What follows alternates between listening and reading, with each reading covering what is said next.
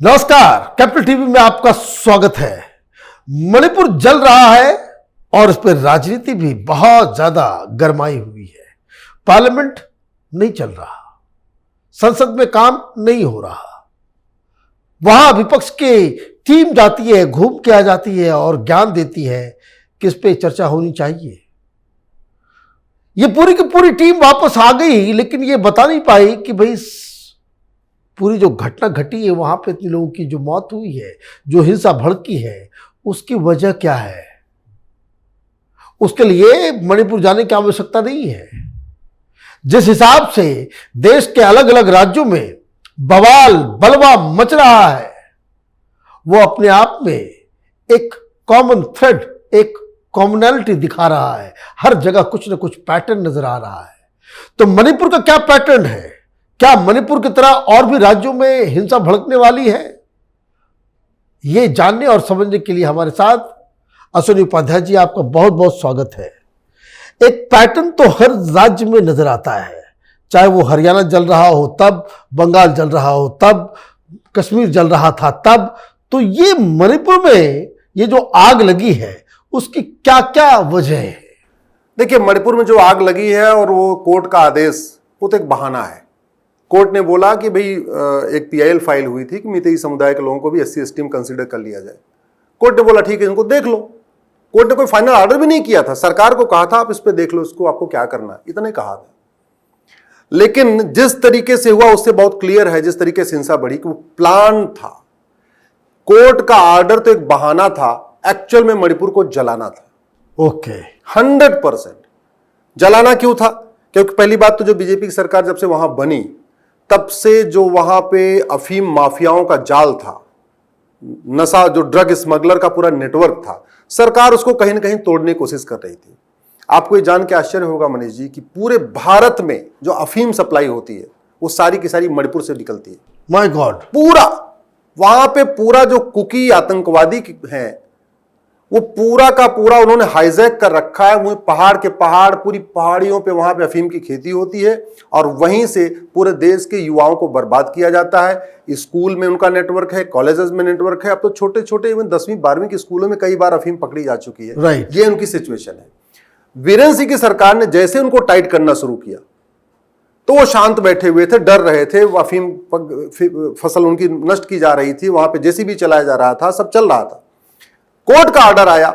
इस बीच में पूरा एक तरीके से आप कह सकते हैं कि फॉरेन नेटवर्क, भारत का political network, so called secular liberal का नेटवर्क पूरा इकट्ठा हुआ और मणिपुर को जलाना शुरू कर दिया। और ये वीरेंद्र सिंह के बारे में कहा जा रहा है कि उस सरकार ने करीब 1600 करोड़ रुपए के नारकोटिक्स को जो है तबाह किया था, बहुत बड़ी मात्रा में, बहुत बड़ी मात्रा में। तो इस 1600 करोड़ अगर कोई नुकसान उठा रहा है जो माफिया, वो तो 100 करोड़ रुपए देकर के बबला मचा ही सकता है, हुआ ही सकता है। इस देश के बुद्धिजीवियों को खरीद लिया।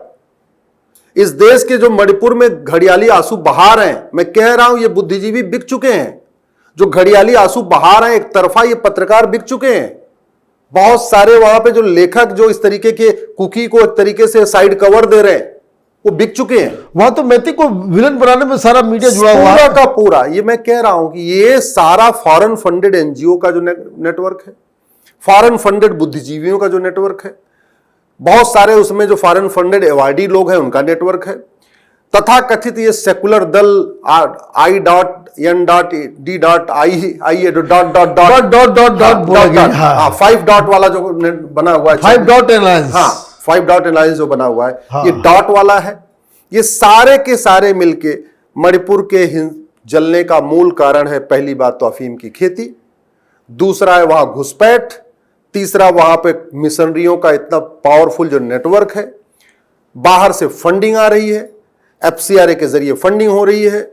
जो अपना म्यांमार के बॉर्डर है वहां के जरिए जो घुसपैठ हुई है, तो घुसपैठ, धर्मांतरण, नशे का कारोबार और फॉरेन फंडिंग हवाला के जरिए FCRA पूरा का पूरा जो कॉकटेल था, उसने मिल के पूरा मणिपुर को जलाया है। और दुर्भाग्यवश हमारे पास ऐसा कोई कानून नहीं है कि इन गद्दारों को, इन देशद्रोहियों को 6 महीने के अंदर इनको सीधे सीधे लटकाया जा सके।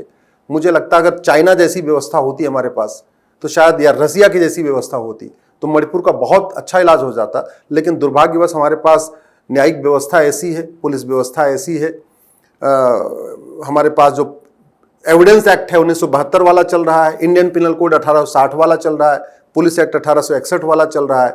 तो पूरा ये जो ढीला रवैया है उसी का फायदा उठा रहे हैं। और मैं तो देख रहा हूं कि जिस तरीके से सुप्रीम कोर्ट में पिटीशन आई है, मणिपुर के पिटीशन के लिए बड़े बड़े दिग्गज वकील खड़े हो चुके हैं। ये मुझे यही मैं पूछना चाह रहा था कि ये कपिल सिब्बल और ये पता नहीं जो लेफ्ट लिबरल गोंजाल्विस तो बड़े बड़े लोग हैं, तो करोड़ों रुपए जो है उसमें खर्च लगता होगा एक सिटिंग में। भाई समस्या है कि हमारे जैसे लोग तो सुप्रीम कोर्ट में फ्री में लड़ते हैं। हमारे जैसे लोग, हम तो अपना पूरा करियर छोड़ के आ गए, हम तो अपना फोटोकॉपी अपने घर से कराते हैं, सब कुछ अपने पैसे से करते हैं, लेकिन वहां पे बड़ी फंडिंग हो रही है। आखिर मणिपुर के मामले में कुकीज के समर्थन में भूतपूर्व मंत्री उतर रहे हैं सुप्रीम कोर्ट में, भूतपूर्व कानून मंत्री, कोई भूतपूर्व गृह मंत्री, कोई भूतपूर्व शिक्षा मंत्री, ऐसे दिग्गज वकील अपीयर हो रहे हैं। क्या है उनको? कहते नहीं, उनके लिए केवल बाप बड़ा ना भैया, सबसे बड़ा रुपया। उनको पैसा मिल जाए, फीस मिल जाए, उसके बाद वो कुछ भी बोलने के लिए तैयार हैं। ऐसे लगता है उनकी नैतिकता खत्म हो चुकी है।